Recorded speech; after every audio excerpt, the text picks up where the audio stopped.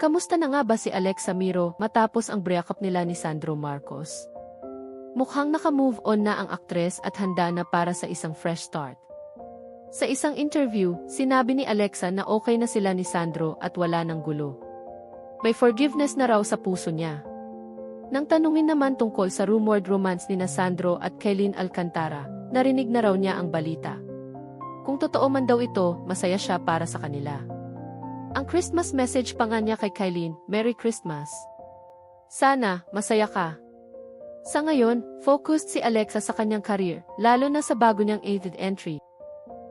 Ayon sa kanya, ang pelikula ay paalala na bumalik sa kung ano ang tunay na mahalaga, ang pamilya at pagmamahal sa sarili. Looks like it's clean slate and a brand new chapter for Alexa this coming new year. Huwag kalimutang mag-subscribe para sa iba pang showbiz updates.